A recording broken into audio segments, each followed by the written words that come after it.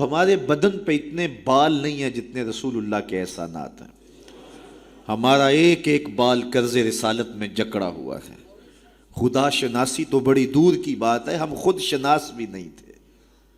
ہمیں تو اپنے آپ کا بھی نہیں پتا تھا کہ ہم کون ہیں۔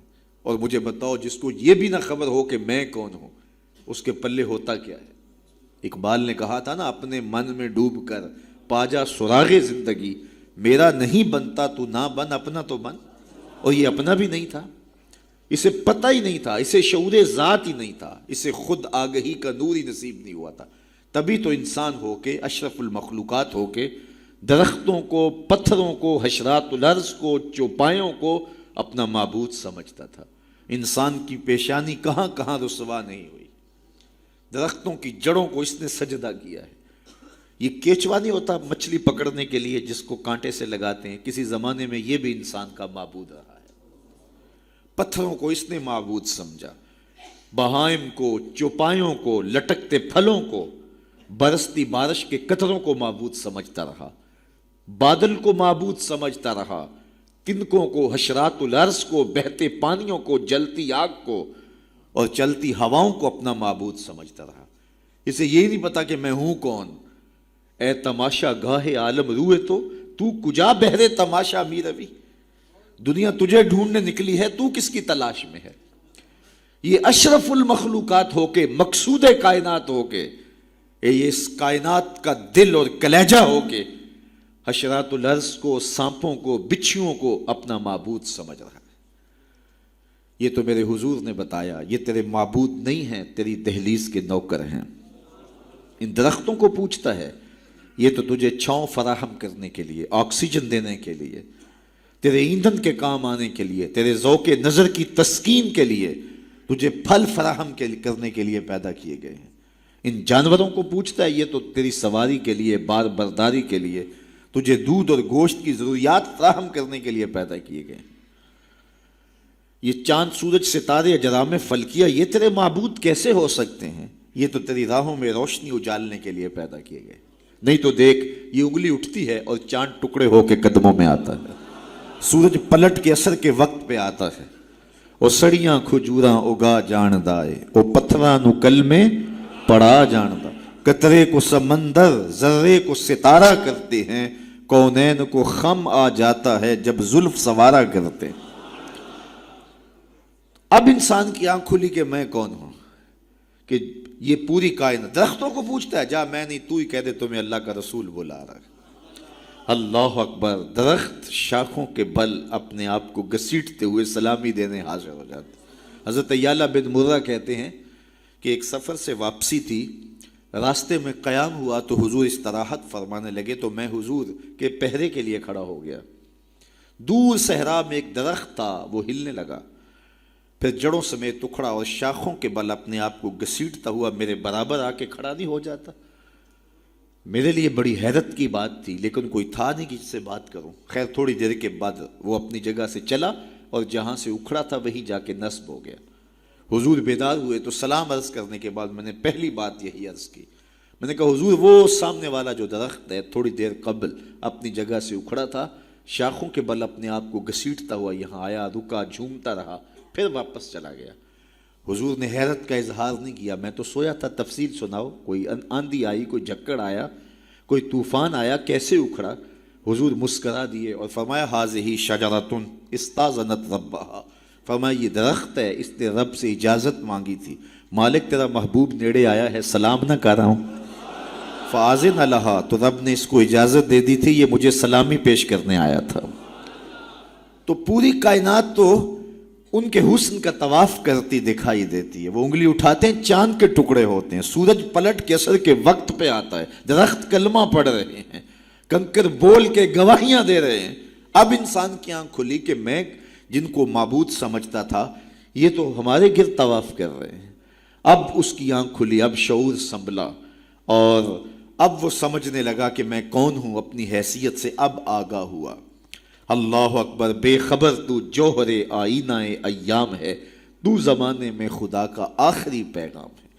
اسے اب اپنی ذات کا شعور ہونے لگا۔ خود سے ملاقات ہی تب ہوئی جب حضور تشریف لائے، تو راز کن فقاں ہے، اپنی آنکھوں پر آیا ہو جا، خودی کا رازداں ہو جا، خدا کا ترجمہ ہو جا، خودی میں ڈوب جا غافل، یہ سر زندگانی ہے، نکل کر حلقہ شام و سحر سے جاویداں ہو جا، مسافے زندگی میں سیرت فولاد پیدا کر، شبستان محبت میں حریر و پر نیا ہو جا، گزر جا بن کے سیل تند رو کو ہو بیاباں سے، گلستان راہ میں آئے تو جوئے نغمہ خاں ہو جا، تیرے علم و محبت کی نہیں ہے انتہا کوئی، نہیں ہے تجھ سے بڑھ کر ساز فطرت میں نوا کوئی۔ اسے اب پتہ چلا، اپنی ذات کی شناخت اب ہوئی۔ اللہ اکبر، کانپتا ہے دل تیرا اندیشہ طوفان سے کیا، نا خدا تو، بحر تو، کشتی بھی تو، ساحل بھی تو، دیکھ آ کر کوچائے چاکے گریباں میں کبھی، کیس تو، لیلا بھی تو، صحرا بھی تو، محمل بھی تو، وائے ناکامی کہ تو محتاج ساکی ہو گیا، میں بھی تو، مینا بھی تو، مستی بھی تو، حاصل بھی تو، آہ کس کی جستجو آوارہ رکھتی ہے تجھے، راہ تو، رہرو بھی تو، رہبر بھی تو، منزل بھی تو، بے خبر تو جوہر آئینہ ایام ہے، تو زمانے میں خدا کا آخری پیغام ہے۔ تو اب انسان کو اپنی ذات کا شعور ہوا۔ خدا شناسی تو بڑی دور کی بات ہے، میں کہتے ہیں انسان کی اپنی ملاقات اپنے آپ سے تب ہوئی جب حضور آئے، خودی کا شعور تب ملا جب حضور آئے، من سے آگہی تب ہوئی جب حضور آئے۔ تو اگر وہ تشریف فرما نہ ہوتے، خدا شناسی تو بڑی منزل ہے، انسان خود شناس بھی نہ ہوتا، اپنے ذات سے بھی آگاہ نہ ہوتا، انسان ہو کے انسانوں کے گلے چیر رہا تھا۔ سکا باپ اپنی بیٹی زندہ درگور کر کے فخر کرتا تھا کہ میں نے اپنی آبرو بچا لی ہے۔ مائیں دنیا کی منڈیوں میں بکتی تھیں، باپ کی توقیر کوئی نہیں تھی، اور یہ تو میرے حضور آئے جنہوں نے آ کے بتایا کہ بیٹی عزت کی جگہ پر ہے۔ آپ نے یہ حدیث بارہا سنی ہوگی، علماء کرام سے بارہا سنی ہوگی، لیکن ذرا اس کو اس پہلو میں دیکھو، جب بیٹیوں کو زندہ درگور کر کے باپ فخر کر رہا تھا، اس زمانے میں میرے حضور نے کہا میری بیٹی میرے جگر کا ٹکڑا ہے۔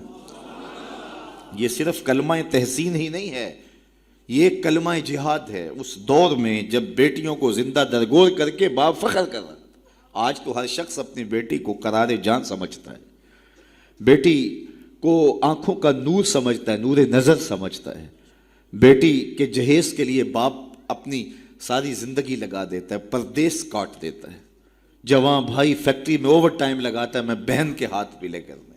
تو آج اگر بیٹی کے بارے میں کوئی محبت بھرے جملے کہے جائیں تو بڑی بات نہیں ہے۔ جب باپ زندہ درگور کر کے فخر کرتا تھا، معاشرے سے اسے داد ملتی تھی کہ تو نے بیٹی کو زندہ درگور کیا ہے، اس زمانے میں میرے حضور نے کہا کہ میری بیٹی میرے جگر کا ٹکڑا ہے۔ اللہ اکبر، کیسی تبدیلی آئی۔ ایک موقع آیا، فرمایا کہ جو دو بیٹیاں یا دو بہنیں ان کی اچھی تربیت کرے اور ان کو پروان چڑھائے اور ان کی اللہ کی رضا کے لیے شادی کر دے تو قیامت کے دن وہ میرے ساتھ اس طرح قریب ہوگا جس طرح یہ دو انگلیاں قریب ہیں۔ تو مجلس میں موجود ایک صاحب اٹھے، کہا حضور اگر کسی کی دو بیٹیاں نہ ہوں تو ذرا اس کے پیچھے جھانکنے کی کوشش کیجئے، کہاں بیٹیاں زندہ درگور ہوتی تھیں اور کہاں ایک بیٹی والا سوچ رہا ہے کاش کہ میری بھی دو بیٹیاں ہوتی اور میں یہ احساس پاتا۔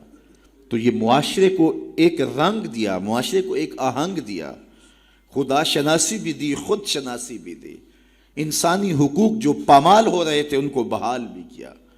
انسان اپنی عزت برباد کر رہا تھا، اجرام فلکی اور مظاہر فطرت کے سامنے ان کے چرنوں میں جھک کر کے اس کو اس کی خودی کا سبق دیا کہ تو کون ہے اور کہاں کھڑا ہے۔ ایک شخص ایمان لانے کے بعد حضور کی خدمت میں حاضر ہوا اور کرتا ہے جاہلیت کے زمانے کی دو باتیں ہیں، ایک یاد آتی ہے تو ہنسی نہیں رکتی اور ایک بات یاد آتی ہے تو آنسو نہیں تھمتے۔ کہا وہ کون سی دو باتیں ہیں؟ کہا وہ بات جو یاد آئے تو ہنسی نہیں رکتی وہ یہ ہے کہ میں ایک لمبے سفر پہ گامزن تھا، میں نے سفری معبود پتھر کا بنا ہوا ایک بت بھی اپنے سامان میں باندھ لیا کہ راستے میں پوجا پاٹ بھی چلتی رہے گی، لیکن جب سامان اٹھایا تو سامان بہت بوجھل تھا۔ میں نے سوچا کہ یہ تو میں اپنے ہی معبود کے بوجھ تلے دب کے رہ جاؤں گا، تو میں نے اس کو نکال دیا اور آٹا یا ستو گوندھ کر کے میں نے ایک چھوٹا سا معبود تیار کیا اور اس کو دھوپ میں رکھ کے خشک بھی کر لیا کہ مزید ہلکا پھلکا ہو جائے، اور اس کو اپنے سامان میں اپنے ساتھ رکھ لیا۔ پوجا پاٹ بھی چلتی رہی. خیر جو میرا اندازہ سفر تھا توشہ سفر بھی میں نے اس کے مطابق لیا تھا، لیکن سفر کوئی 2-4 دن اوپر چلا گیا، توشہ سفر ختم ہو گیا. ایک آدھ دن تو میں نے بھوک کاٹی، لیکن جب انتڑیوں میں بل پڑنے لگے اور مجھ سے گوارا نہ ہوا تو میں نے تھیلے سے اپنے اس معبود کو نکالا جو آٹے کا بنا ہوا تھا، اس کو پتھر پہ رکھ کے کوٹا، پھر اس میں پانی ڈالا، پھر اس کو گوندا، پھر روٹی پکائی اور پھر کہا میرے معبود اب کام نہیں آئے گا تو کب آئے گا؟ اب تو میری انتڑیوں میں بل پڑ رہے ہیں. مجھے جاہلیت کے زمانے کی وہ یاد آتی ہے تو مجھے اس بت کی بے بسی پہ ہنسی آتی ہے. کیسا بے بس معبود تھا جو اپنے پجاری کو اتنا بھی گزارش نہیں کر سکتا تھا. مجھے پوجنے والے میرے پہ اتنا تو ترس کھا، اب مجھے دانتوں تلے چبا کے تاریک میدے میں پھینکے گا، پھر گندگی کے ڈھیر پہ ڈال آئے گا. آخر میں تیرا معبود رہا ہوں، میرے پر یہ قیامت تو نہ توڑ. تو ایک تو وہ یاد آتی ہے بات تو میری ہنسی نہیں رکتی، اور جو دوسری بات مجھے یاد آتی ہے تو میرے آنسو نہیں تھمتے، اور وہ یہ ہے کہ میری بیوی امید سے تھی اور میں لمبے سفر پہ گیا. کئی سالوں کے بعد واپس پلٹا تو میرے آنگن میں بیٹی کھیل رہی تھی. میری بیوی نے اس ڈر سے کہ کہیں بیٹی کو دیکھ کر کے زندہ درگور نہ کر دے، اس کے توتلے لہجے میں میرے لیے محبت ڈال دی تھی، اور وہ مجھے یا آباتا ہو کہہ کے مخاطبہ کرتی ہے اور میری ٹانگوں سے چمٹ جاتی ہے. میں صفاق تھا اندر سے اور مجھے بڑا غصہ آیا. میں نے اپنی بیوی کو گھورا کہ ایک تو نے سانپ کو جنم دیا ہے اور دوسرا نخرے کر دی، اس کو باتیں سکھائی ہیں اور موقع کی طاق میں رہا. لیکن اس بیٹی کے سینے میں میرے لیے اس کی ماں نے اتنا پیار ڈال دیا تھا. بیٹیاں تو ویسے بھی باپ سے ٹوٹ کے پیار کرتے ہیں، بیٹیوں کی محبت تو مثالی ہوتی ہے. پھر ماں نے محنت کی تھی کہ اس کا باپ کوئی انتہائی قدم نہ اٹھائے، تو اس کے لیے اس کے باپ کے لیے بے پناہ محبتیں ڈال دی تھی. کہتے ایک دن میں نے موقع پایا اور اس بیٹی کو اٹھایا اور صحرا میں لے گیا. میرا خیال یہ تھا اس سے آج جان چھڑا لوں، اور گڑھا کھودنے لگا. کڑکتی دھوپ تھی، میرے بدن پہ پسینہ نمودار ہوتا تھا. وہ آگے بڑھتی اور اپنے دوپٹے سے میرے ماتھے کا پسینہ پوچھتی، لیکن میرا دل پھر بھی نرم نہ ہوا.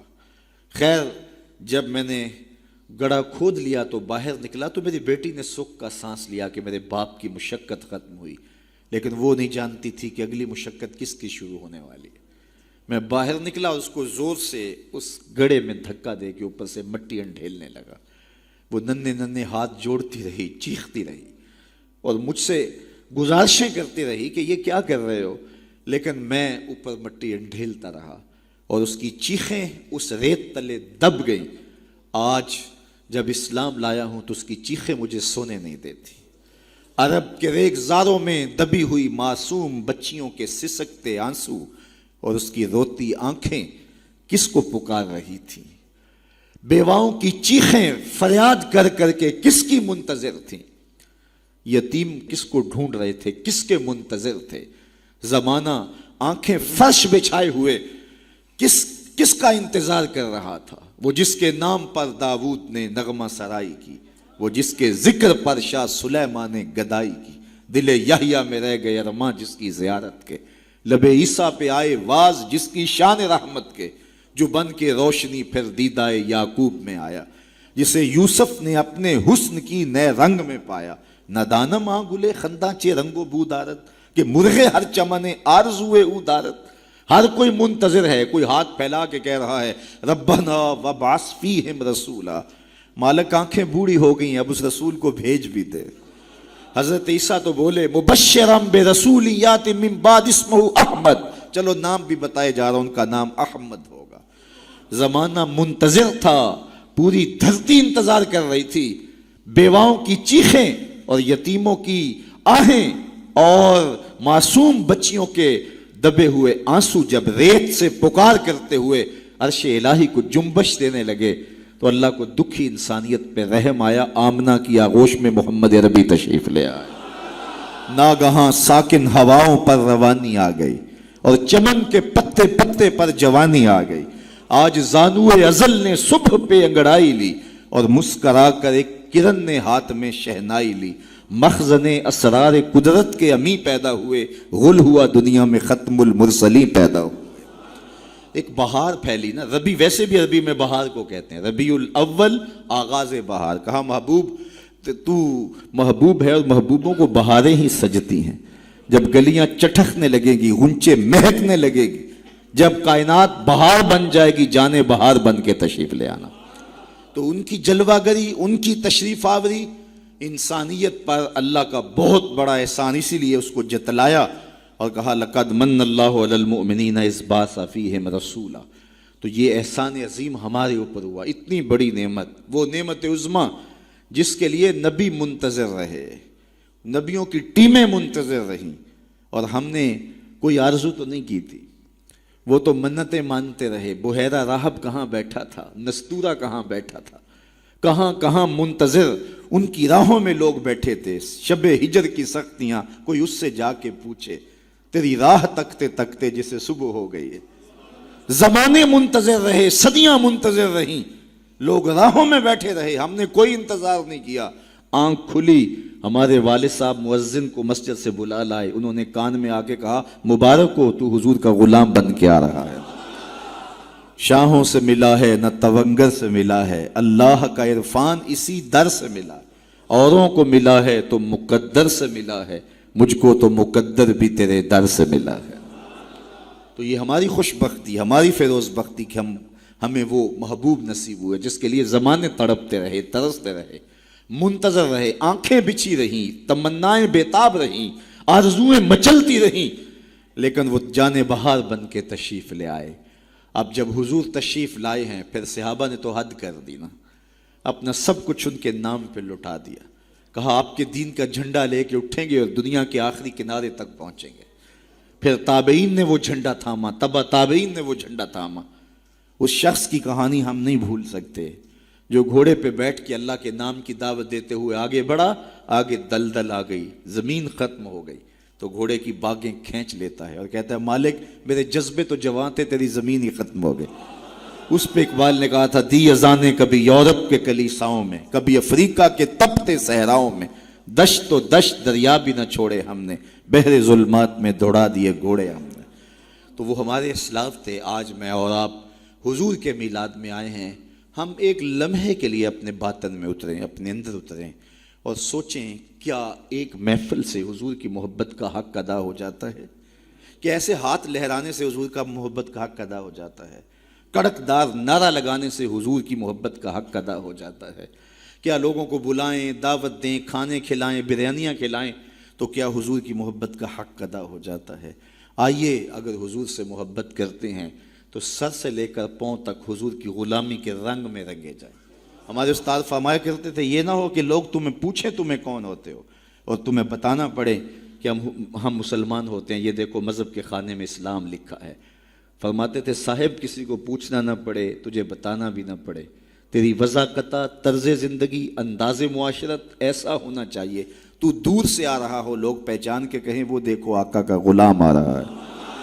نور آنکھوں میں تو چہروں پہ اجالے ہوں گے، مصطفیٰ والوں کے انداز نرالے، دنیا میں بھی ان کے دم سے مقدر چمکا، محشر میں بھی ان کی رحمت کے حوالے ہوں گے۔ تو یہ میری اور آپ کی فیروز بختی کہ ہمیں وہ رسول اور نبی نصیب ہوئے۔ تو آئیے اپنی زندگی کی ایک ایک سانس حضور کے نام کر دیں، جئیں تو حضور کے لیے، مریں تو حضور کے لیے، اور اپنی زندگی کو حضور کی راہوں میں نچھاور کرتے ہیں، ان کے دین کا جھنڈا لے کر کے اٹھیں اور دین کے پیغام کو دنیا تک کے ایک ایک کونے تک پہنچانے کا عزم کریں۔ اور وہ کیسے ممکن ہوگا کہ ہم اپنے انداز زندگی کو تبدیل کریں۔ جب کوئی شخص صالحیت کا لبادہ پہن لیتا ہے تو پھر وہ زبان سے نہ بھی بولے، وہ سنت و سیرت کا پیکر گلی سے گزر بھی رہا ہو تو وہ بھی تبلیغ کا رنگ ہوتا ہے، وہ بھی ایک انداز ہوتا ہے، دعوتی انداز ہوتا ہے۔ لیکن اگر میں زبان سے دعوت دین کی دیتا رہوں اور میرا رویہ، میرا عمل، میرا کردار، میرا لہجہ، میرے اخلاق اس کی نفی کر رہے ہوں تو میں حرف حرف منافقت کر رہا ہوں۔ اس لیے مجھے اپنے رویے کو، اپنے طرز زندگی کو، اپنے انداز معاشرت کو حضور کی سنت کے سانچے میں ڈھالنا پڑے گا۔ محمد دی زیارت محمد دے رنگ وچ، ٹھگ بازیاں جانے پیارا محمد۔ اقبال نے کہا تھا چوب نام مصطفیٰ خانم درود، از خجالت آب می گردد وجود، عشق می گوید کہ محکوم غیر، سینائے تو از بتا مانند دیر، تا نداری از محمد رنگو بو، بر زبان خود میالہ نامے ہو۔ تو اس کو پنجابی میں جو ہے وہ قلم توڑ دیا اللہ اکبر. یاری لا تو پاک نبی سنگ اے پر پوری یاری. ذرا دیکھیے شعر کا حسن دیکھیے, اٹھان دیکھیے. یاری لا تو پاک نبی سنگ اے پر پوری یاری, پھر درود قبول ہے تیرا لکھ نہ لو ایک واری. تو اپنے آپ کو ان کی محبت کے رنگ میں رنگ لو, اور پھر دیکھنا کہ حضور کی محبتیں اور رحمتیں کیسے برستی ہیں.